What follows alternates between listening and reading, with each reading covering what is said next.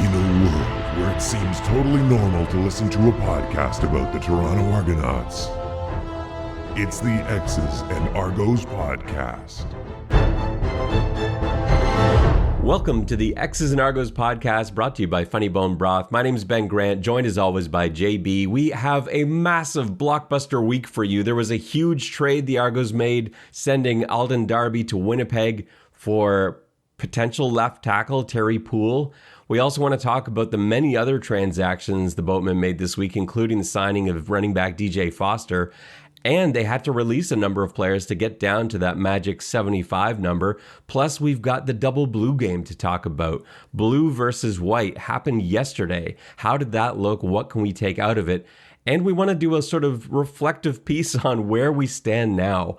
What is there to be comfortable with? What is there to be worried about? And JB, I know you specialize in the latter of those two categories. And I got to say, like, how do you feel this week? We have not had a week like this in I don't know how long. It is very exciting to have real content finally to talk about rather than creating content. I am cautiously optimistic about some aspects and beginning to be concerned about other aspects of our Argos.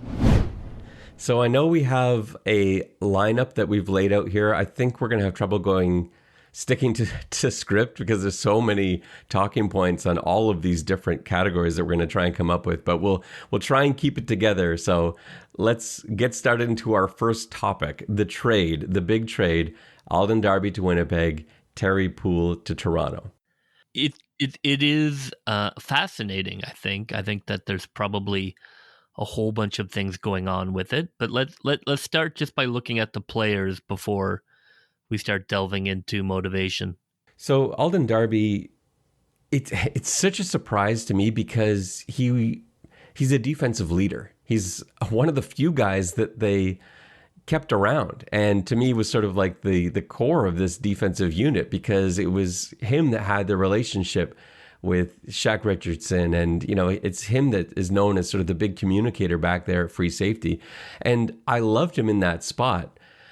His play and his effort, nobody has ever questioned, and so it wasn't even on anyone's radar. There was no doubt in anyone's mind, fans, media, going into the season, he was going to be probably the starting free safety, but if not there, starting somewhere on this unit. And so they've traded away a starting player who is not only a great football player, he's somebody that embraced Toronto. He's somebody that lived here and trained here in the offseason. When he was on this podcast last year, he was still up here in Toronto. He was still working out. This is before we knew there wasn't going to be a 2020 season, but he had stayed throughout the winter, and he was working out here and in the facilities that were available. And he was just a Toronto guy through and through. He'd really bought in. And so it just, I find it crushing when you lose someone like that. To me, it was a little bit like losing DeMar DeRozan when he was traded away. Even though I loved the idea of Kawhi Leonard coming in, it just crushed me that we're trading away a guy that loved your city and, bought into the city and was, he was the city, he was the team. And it's funny, I was looking on Twitter today. There are so many people who bought Alden Darby jerseys this year because when you're buying a CFL jersey, and finally in Toronto you could get the customized jerseys, customize them for players. And I remember there being so much chatter about, well, who do you go with? Who are you sure is going to be here playing for a long period of time? And so many people bought those Alden Darby jerseys because if there was anyone they could trust to be on this team for the long term, it was him. And man, we haven't even got to the start of the season yet, and he's off to Winnipeg. So that's absolutely crushing. But there's the hope. When you trade someone like that away, who is it that's coming back? Who is our Kawhi Leonard? JB, tell us about Terry Poole. Yeah, that's definitely probably a little too much pressure for Terry Poole. It's an interesting trade because clearly defensive backfield was an area of strength and depth, and offensive line definitely was not. So it is a logical trade in that sense. Terry Poole, who has not played in the CFL, but did play in the XFL, played left tackle for June Jones, Houston Roughnecks. When you look at His measurables, he is, he is elite. His 40 time is 5.09, which is very high percentage for an offensive lineman. His strength is okay. His quickness, his quick feet, his broad jump, his vertical are all elite in terms of measurables. So from a pure statistical point of view, Terry Poole checks a number of boxes. When you watch him on film, he does have great feet. He does tend to be a little upright for my liking. I wish he were a little more forceful in the run, in terms of, he's not a road grader, but he does have quick feet, quick hands. He looks to be able to engage rushers. He doesn't get bowled over by power moves or bull rushes. He probably projects to be the starter. I would hope that they traded Alden Darby for a starter. Although, like, when you watched the press conference, I thought that Coach Dinwiddie, I don't know whether it was just kind of classic coach underplay, but when he talked about the offensive line needing another body because of injuries just to be able to run camp, that wasn't maybe the most ringing endorsement of a player coming in I've ever seen. But I think if you look at Terry Poole, I mean, he bounced around the NFL, a few practice squads, so he clearly does have elite athleticism. He did start in the XFL, and it's hard to gauge the talent level of the XFL, but I think that it's pretty good. So I think if he's a starting left tackle there, they may very well have brought in their starting left tackle. I think that he sometimes made mistakes on blitz pickup, looking at some of the film. I think he's going to be a work in progress. He's not a plug and play, but it does add depth to a position of need. So I think that I'm not blown away by this trade. I don't think that teams are quick to trade offensive linemen that they believe are starters. So I don't think Winnipeg had him penciled in as a starter. No one's trading a starting offensive lineman. I think the Argos are hoping that he can be a productive guy for them and maybe end up being, like a swing for them. But I think it's okay. I don't think it's a terrible trade, but I think it is surprising when you look at the status of Darby to trade him for someone who the other team did not see as a starter. The way I see it is that, so Winnipeg's bringing back their whole offensive line basically from their Grey Cup team. And so it would have been, Terry Poole would have had to look ridiculous to unseat somebody that just won you the Grey Cup. So they had that sort of luxury, I guess, there. And where this began was with Mercy Maston, who they had sort of projected in as their starting Sam. He had an Achilles injury during camp, and he's lost for the season. And so with Maston out, they were in desperate need of a defensive back. That's somewhere where they have lost a number of players since 2019, from Winston Rose to Chris Humes and a bunch of other guys in that defensive backfield. And so suddenly there was a need. So they contacted Toronto, and I can confirm that it was Winnipeg that reached out and contacted Toronto. They said, look, we need a Sam. And I don't know now, I don't know if they specifically said we want Alden Darby, or if they just said we need a Sam. What do you have? What are you willing to trade? I don't know how that went down. But at the end of the day, the Argos decided, well, yeah, look, we have this surplus of defensive backs, and they really do. When watching them at practice, there's no doubt of the talent level of the defensive backs. And I'll get into a moment about moving guys around and why this maybe didn't surprise me as much as it might otherwise have in other years. But they clearly have a surplus of defensive backs, and so they decided, look, we have one left tackle. That's really it, Isaiah Cage.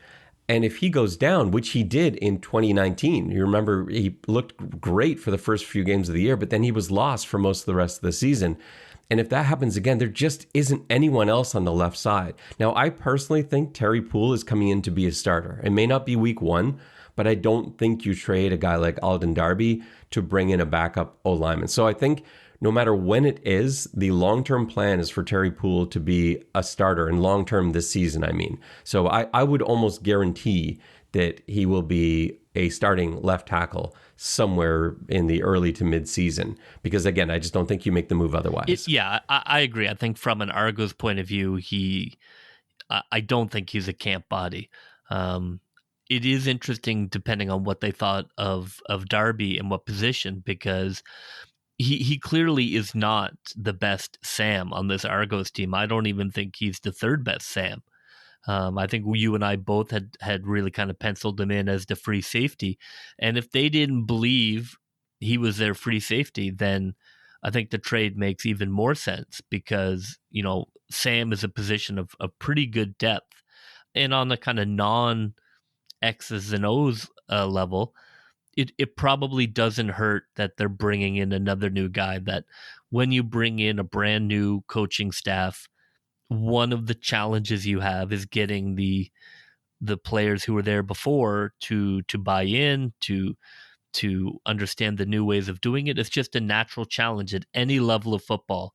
When you're a new coach, it is harder to get the guys who had another coach together. So on that level too, it probably did not bother them to ship out a guy who had been there in 2019 for a guy who had not. I think that is also part of it. And like you're saying, positionally, we were very strong at Sam. Like I think, like you're saying, I think Alden Darby is probably the third best Sam backer on this team.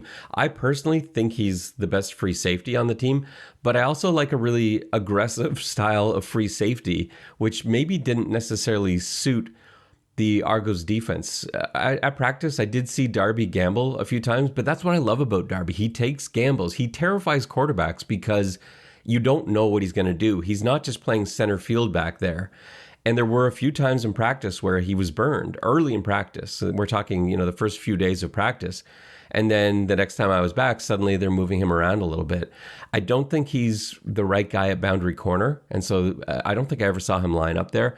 And at Sam, like you said, he's the third best option. So if he's not going to be your free, if you want someone that's not going to maybe gamble and take chances, and they had Cresden Butler playing back there a lot.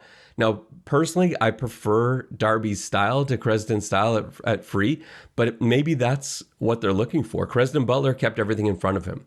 To me, there was a little bit too much space between that underneath hole and where Cresden was. But if that's what they want, if they want just nothing big over the top, we're going to send a ton of pressure, you just be back there to make sure there's no home run, then Cresden Butler's probably the guy over Alden Darby. Alden Darby's not just going to sit back there and play center field. And yeah, I guess that could have been a problem. And then when you look at the left side, as much as I really like the offensive linemen that we've got on this Toronto roster, so many of them are right tackle specific. We've got all of these guys from Theron Churchill to Shane Richards to Jamal Campbell who have their entire lives played on the right side. And so Dejan Allen has played on the left, although I still think he's a better guard than he is a tackle. And other than that, Dylan Giffen, Jalen Burks has been playing left tackle. He looks pretty good actually, but there just weren't a ton of options there, and certainly no one that was CFL ready. And so that's why this Terry Poole thing makes sense. So if he's not going to be your free, and you need a left tackle, Winnipeg came knocking. They didn't have to make a deal. Toronto obviously felt this was an advantage to them because Winnipeg was the team that came knocking. They were the team that was in a situation. And so I think this is probably a good football move. It just makes me really nervous because I love the way Alden Darby plays defense. And, I was sort of probably a little understating it, but when you watch the XFL film, I mean, he clearly is the starting left tackle, and he holds his own against pretty good competition. So I think that if from an Argo perspective, if you look at that, and certainly we have a number of XFL guys in camp who are looking to be real contributors, I think if you look at that, you think there's no reason we shouldn't be able to get him to be a starter for this offensive line. So if you can get a starting left tackle, I think that's a win. And I didn't watch as much XFL film on him as you did, but I did watch a couple games, and shout out to Mike Mitchell for directing me to some really good film. He's knows more about the XFL than anyone I know, and he's actually done a really nice job in covering the Argos so far this year too. But yeah, he pointed me to some film. I took a look at it, and I would agree with everything you said. I think he looks good, and XFL is good football, regardless of what you think about it. It's high quality football, and he's not only holding his own, he is dominating for the most part in pass protection. Again, like you said, there are better run blockers, but that's not the CFL. And so I think he makes a great CFL left tackle. I see why the NFL didn't value him a little bit more than they did. You know, he's obviously still appreciated by the NFL. He was drafted. He was courted by their teams, but he's not quite an NFL left tackle. He just doesn't really fit the bill size wise. No, but he's perfect for the CFL. Exactly, he's built like a CFL player. His size, his measurables in terms of size, are on the lower end. Right, they're all more like 25th to 35th percentile. But that's fine for the CFL. And I'll be at practice tomorrow, so I'm curious to see who's taking first team reps at free, because I would imagine they're starting to get into the no more juggling guys around phase, and we're going to start seeing guys in their actual spots. So we'll see who's back there. I think it's going to be Cresden Butler, but we'll see. We'll see what because there's so many guys. You could even see Dexter McCoyle back there, which would be interesting. I know he's been playing some Mac and some Will, but he's so versatile. He's so friggin' fast for a guy that size, and he's just so long and irritating as an offensive player. To have a guy with those with that kind of length and that kind of speed and agility is crazy. But yeah, he can play all three linebacker spots, and we know he can play free and halfback as well. So I wouldn't even rule out him being back there, or possibly even Chris Edwards, although I think he's probably the Sam. But yeah, I'm excited to see what tomorrow's practice has in store. All right, let's move on to other transactions. So before we get to the guys that were released to get down to 75, let's talk briefly about DJ Foster. So the Argos signed running back DJ Foster to boost their backfield. The backfield has become an area of concern for me lately, so I really like this pickup. JB, it's been an area of concern for you for about a year and a half now. So I think I have to bow down and say you were right, although in fairness, my guys kept retiring. So now maybe that's says something about the guys that I had my money on. But yeah, the retirement of Bishop Sankey, the retirement of Carlos Williams, and Kenneth Dixon just hasn't looked as explosive as I thought he was going to. I don't know if he's got injuries going on or anything like that, but he just didn't look like the Kenneth Dixon that I remember in his rookie season in Baltimore. And so that really just leaves us with John White, who I like a lot, and AJ Ouellette, who I also like a lot, but I don't know that we're set necessarily at running back. So I was excited to see Foster come in. What do you make of Foster? Yeah, I mean, I'd watched some of his NFL stuff, and he was fine. But again, sometimes it's just a question of needing the right league. And I think that he has the potential to take the starting position. Running back is an area of concern for me. It was one of our big problems in 2019. We were really, really poor at running the ball effectively, especially in the red zone. And that makes it really hard on the offense when you only have one weapon. It really is important for a team to at least respect your running game. When I watched back through his NFL film, it didn't stand out as stuff that I thought would translate particularly well in the CFL game. But watching some of his Arizona State stuff did. And there I saw some stuff I really liked for a CFL running back. He's a really good pass protector. He's got great instincts for it. His technique is really good too in pass protection. You just don't see him make a lot of poor decisions. And to me, that's the most important thing. I'm from the school that sort of believes running backs are largely interchangeable at the professional level. And I just want to acknowledge that I think that's a really unfortunate thing, because I think running backs should be paid the most among NFL, CFL players because of what they put their bodies through, the risk of the position. That said, I don't think there's necessarily value in running backs. I think largely you can switch one in, put the other guy in, and you're going to be okay. The two exceptions to that are pass protection and receiving skill. And both of those things are things that you see DJ Foster do very well at Arizona State. He's an excellent receiver, and his pass protection is on point. And so those things, when you combine that with his vision, which is exceptional, his 4.5 speed, and he's the size of your typical CFL running back. You get why he didn't make it in the NFL at 205. That's a little light, but for CFL standards, yeah, that's great. I think he'll look right at home. And it's not a position that needs as much time to gel as a lot of other positions. So him coming into camp late, and he's going to have to go through quarantine, etc., that doesn't concern me nearly as much as if we were talking about a defensive back or an offensive lineman. Running back is probably the easiest position to kind of pick up and go. So yeah, I love the signing. I think it's great. I expect DJ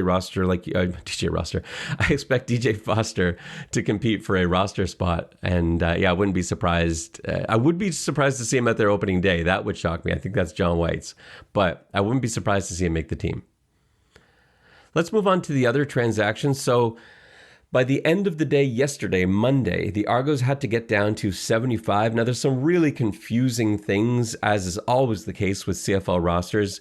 So down to 75, but that doesn't include non-counting players. So those are players like Canadian draft picks, and there are a few other ways that you can work yourself onto that list, or suspended players. So really it meant that the Argos had to cut 8 guys. Now it turned into 9 after they signed DJ Foster, and that's exactly what the Argos did. So they let go of fullback Liam O'Brien, who we just recently signed, 2 quarterbacks, Kenji Bahar and Nick Tiano. That surprised me a little bit. I like Tiano a lot. He didn't look as good in camp as I was hoping, and I get why that move was made. And maybe we can come back to quarterbacks in a second. They also let go of running back Matt Colburn II, defensive back Travis Lee, who actually had a really nice first few days of camp and then faded off a little bit. Offensive lineman Blake Camper was let go, and wide receiver Jeremy Davis, who I was surprised at because I thought he looked great in camp. He was a really big body. We don't have a lot of those guys on the roster, and I just felt he used his size extremely well to box out, and he was a really nice short yardage target for both Arbuckle and McLeod Bethel Thompson. So that did surprise me. But JB, how do you feel about Nick Tiano and Kenji Bahar, the 2 quarterbacks getting let go, leaving us with only 3 quarterbacks on the roster? Yeah, I mean, the reality is you can't do anything with 5 quarterbacks. You just don't have the time. It's a waste in a lot of ways. You just don't have the ability to get reps. So you're better to, clean out that room and start looking at guys who are going to make this team, because I don't think he was going to, certainly nobody on that list was in danger of ever making the team.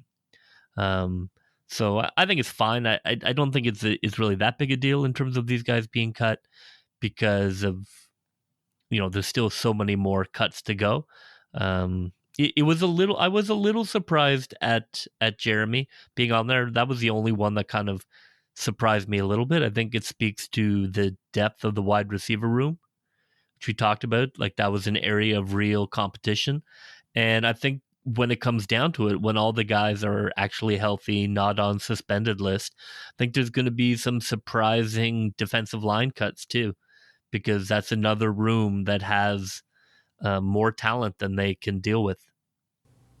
Yeah, and Jeremy Davis, I was talking about this on Twitter this morning with a few people, but he just, as an American, he needed to come in and blow everybody away, especially because he's not a special teams guy. So many of the American receivers that we have on the roster are returners, either punt returners, kick returners, and as an American coming in, he didn't outplay Drez Anderson, and Drez has had a terrific camp to this point. And everyone else, all the other Americans, contribute in some way on specials. And so I guess that's what happened, is he just ended up in a tough situation where it's just such a talented receiver room that he needed to be astonishingly good, and he was just good. And so that's unfortunate for him. I wouldn't be surprised to see him catch on somewhere else, though, because as we sort of foretold a few episodes ago, there are going to be a number of guys on both this receiving core and this defensive line who, after they get cut, will be picked up by someone else. Let's move on to the double blue game. So yesterday, it was blue versus white. The roster is split up into two sides, although with all the injuries that the Argos have been suffering through. And I just want to preempt this by saying I don't believe these injuries to be serious. I don't report on injuries because I don't feel like that's something that is at all beneficial for the Argonauts. And so I don't talk about the guys that I see hurt and the details of their injury and who I see on the training table. But what I will say is that these don't look like serious injuries. These are nagging things, and they just don't want to make them worse. There are things that the coaching staff has decided, these are bodies that haven't been through this kind of work in a while. And, running and lifting weights, it's not the same as being out there on the field.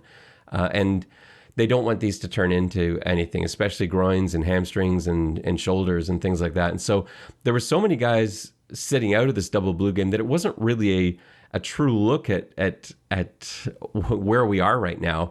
Add to that, there were a number of players that are in the huddle on both the white and blue team who are very new, guys that just were activated recently, just finished their quarantine, and they've only been out in the field for like 2 days, and suddenly here they are in this scrimmage. So it wasn't smooth. It wasn't a smooth game. They had all sorts of communication issues, especially on the offensive side of the ball. Guys just not knowing what the play is, not knowing where to line up. And that's to be expected. You're only in camp for a couple of days. It would be great. These guys have had the playbook. They've had a game book, basically. The way that they were preparing for this is that they had their scripts. They knew which plays were going to be running. So you would hope that guys would be lined up correctly and know what the plays are. But that's just not the reality. If you've only been out there for 2 days, there's so many guys that are kinesthetic learners that need to go through actually running the plays, that physically need to run them. Looking at a playbook for a lot of people isn't enough on its own. And so I think that really frustrated Coach Dinwiddie. But at the same time, I don't think you can blame players who aren't necessarily on the right page after only a couple of days in camp. And so I think those were the main issues that the offensive side of the ball had. What do you think about their decision to rest Nick Arbuckle? Because one thing I'll say about him is he's moving just fine in practice, and I gather that his hamstring is banged up a little bit, and they don't want to risk it. But I believe fully, if this were a real game, I don't think there's any question Arbuckle would have been out there. I don't think he's injured. I think he's maybe hurt a bit, but I think he would have been fine. What do you think about the decision to rest him and just take a look at the only two quarterbacks that played in this game were Pipkin and Macbeth? Hamstring injuries do concern me. I'd be less worried even if it were like an ankle or something, because there's not much you can do with the hamstring. You can't shoot it up. You can't wrap it. So I'm not going to lie. I am concerned that he has a hamstring and that it potentially is costing him reps.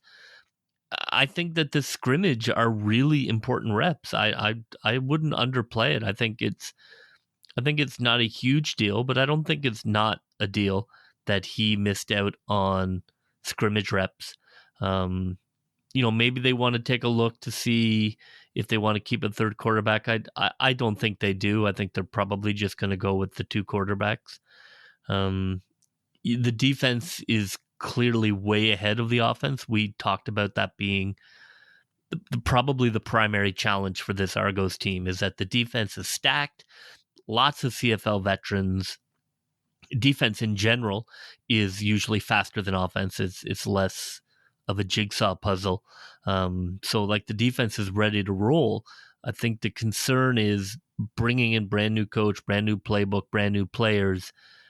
That's a real challenge for the Argos offense to get some rhythm down and compound that with a really tough first 6 games.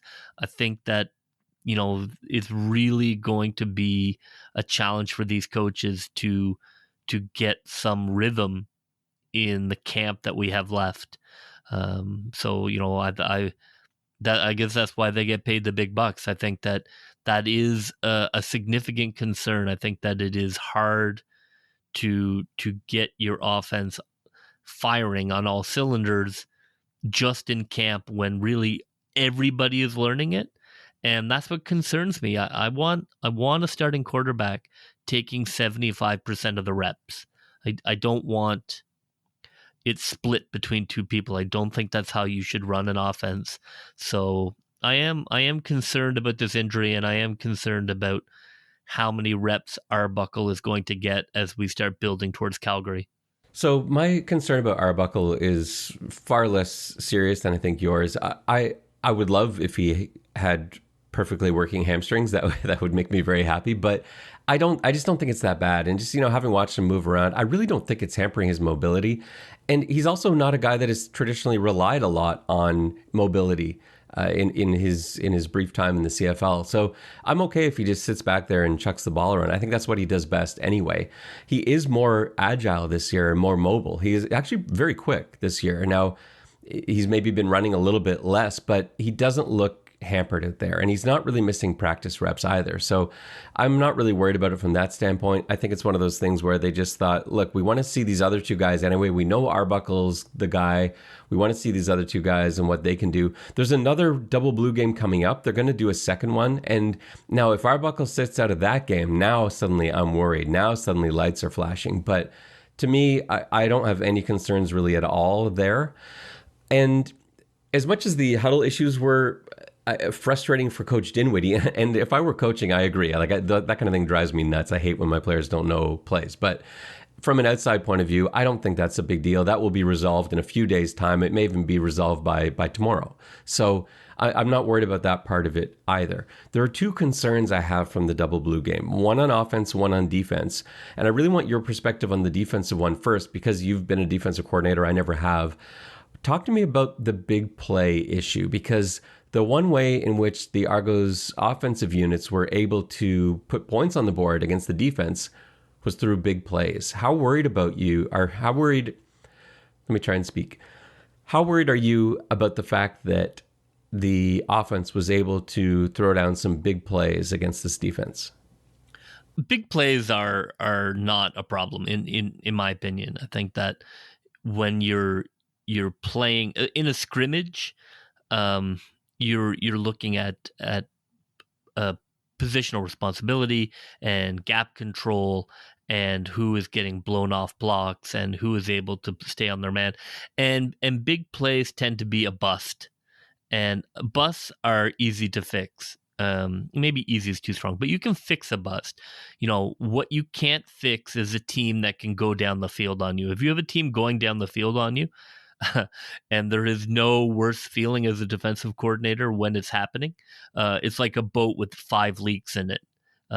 It's a problem, and there's not really a solution because there's nothing you can do. It's kind of like, well, you have to get a new boat. So I'm not worried about the deep pass. That it's like a 90-yard run for a running back. Like, that's a bust. You can fix that. That's not a systematic problem or a talent problem. So the big play it didn't concern me because I think that it's relatively workable. Now, the concern I have from the offensive side of the ball does concern me a little bit, which is running the football. The Argonauts have, throughout camp and into the double blue game yesterday, have had trouble running the football. Now, there's two possibilities for this. One is that the Argonauts linebackers are very good run stoppers, which we know to be true. They are. They're excellent. And they're in those gaps well before the blocks are there and well before the running back arrives. They're anticipating running plays almost immediately, and there's just no hole. There's nowhere to go for these running backs. They've had to continually bounce outside, and there's been nothing there either. So that was an issue for me. Now, the thing is, how can we tell at this stage? And it's so hard for me without film to be able to go through, because I'm not allowed to film any of those sessions during practice. It's really hard for me to see how much of this is the linebackers being great and how much of this is our offensive linemen failing to get to the next level. And maybe it's a combination of the two, but that worries me because I'm not someone who believes that you need to run the ball, 1 out of every 3 plays and have a successful running game and over 100 yards rushing every game. But I do believe you need to be able to run the ball sometimes. I do believe you need to be able to generate first downs running the football, whether it's you're running your 4-minute or you're just you're trying to catch defense sitting on the pass, whatever it is. You do need to be able to run the football at times. And so that worries me. We need to be able to run the football, and I haven't seen that happen yet. How worried are you about that? How much do you think it may just be the linebackers? I am worried. I mean, as I looked into 2019 and we talked about some things to look for in terms of measurables about the Argos improvements, and definitely run attempts is a big one. We need to be able to run the ball. You need to be able to, at the very least, be league average. I don't expect us suddenly to get to 150 yards a game, but you have to get close to 100. You have to be if you have any thoughts about being a playoff team, you have to be league average at running the ball, which is going to be, an increase of 30 odd yards per game. Where I'm concerned is the offensive line injuries are really depleting what was not a real strong spot for the team. I think we can't forget that this team in 2019 was very, very, very bad. And so while they've done a tremendous job of infusing talent, there's still going to be holes. You can't just magically have a brand new team. And so offensive line was a problem in 2019. And, it is concerning that it's not firing off quite as well as it should be right now. So, yeah, I am concerned because, as you know, if you don't have an offensive line, you don't have anything. So let's talk about where we stand now. We are moving into the second half of training camp and getting ever closer to the start of the season, which is it's crazy to think that we're less than 3 weeks away now from the start of CFL football, which is just awesome. We're like 2.5 weeks from the start of CFL football. What do we need to see in the second half of camp? And maybe I'll go first here and then let you chime in as well. So first of all, we need to see guys. We need to see guys getting reps. We need to see not so much the veterans, the prove it veterans, and that's mostly the defense that I'm talking about. I don't need to see any more Charleston Hughes. I don't need to see any more Enoch Mwamba, Cameron Judge. I don't care if I see those guys again for the rest of the camp. They're fine. The guys that are new to CFL football, we need to see out there more. And that is largely the offense that we're talking about and the defensive line. Those are the guys that I want to see out there. I also want to see the defensive secondary established in positions. I think we're now past the stage where the coaches can stop juggling guys around and say, okay, here's my boundary corner, here's my Sam, here's my free, here's where I'm going to have everyone penciled in. And I want to see those guys getting more reps than everyone else. And offensively, I need to see these linemen that I know we're going to be counting on back in there and getting those reps. I want to see those 5 guys out there getting reps because, we're not that far away from the season now, and it takes time to gel, and you can't just do it in a film room. You can't just do it sitting there looking at a screen and writing stuff down on paper, or I'm sure they're all doing it on their iPads now, but it's something that they need to physically be out there communicating. And so that's what I really need to see over the next 10 days. I'm happy enough with pretty much everything else. I'd like to see Nick Arbuckle play in that second double blue game too. But yeah, mostly for me, I want to see healthy defensive linemen, healthy offensive linemen taking reps, and I want to see defensive backs nailed down into spots. What do you want to see over these next 10 days? Yeah, a lot of that is similar to things that I was looking for. I think you're looking for improvement in areas of concern. So offensive line, you want to see more solidity. You want to see a starting 5 going out there every day. I don't think you want to be trying out guys. I think especially at offensive line, you need a sense of a unit. So hopefully they can get to a place where the same 5 are going out and they're beginning to improve. I think from the quarterback position, I want to see somebody become the starter, get the majority of the snaps, start to build a sense of rhythm with the wide receivers. Defensively, I'm not concerned at all. I mean, yeah, I agree. The defensive backfield, you still have guys who are, they're trying out in different positions, but I'm not concerned at all from a defensive point of view. I think the defense is stacked and and will be ready to go. I really think what I want to see in the next 2 weeks is that the offense is able to get tighter, is able to get and is able to push the defense. I think that sometimes you do run into a problem where if a team has an imbalance and the defense is so much better than the offense, that can sometimes be a bit of a hindrance because it's like fighting somebody who never lets you off the mat and you're trying to get better and you can't get off the mat. And, it happens. You would think that would never be a problem, but sometimes it can be, for the offense. So I think it's really important for the offense to start gearing up and not being pushed around by the defense, because I don't think it helps either side to have a side being way behind in development. We are only a few podcast episodes away from kicking off the CFL season. If you know an Argos fan who is not currently listening to the X's and Argos podcast, it's time to get them on board. Our listenership numbers have gone up in a massive way over the last few weeks, and that's been awesome. For those of you that are new to listening to the podcast, we're so happy to have you here. And for those of you that have stuck through all the way through this 2-year off season, we thank you so much for your support. Please take some time to rate, review. It helps other Argos fans find us. Let everyone that you know that is an Argos fan know about the podcast, know about the site, xsandargos.com, where you can find articles by JB and myself, videos, and of course, links to these podcast episodes. Don't forget to subscribe so the podcast shows up right there on your phone. For JB, my name's Ben Grant saying so long, and may all your pre-snap reads be good ones. I'll see you.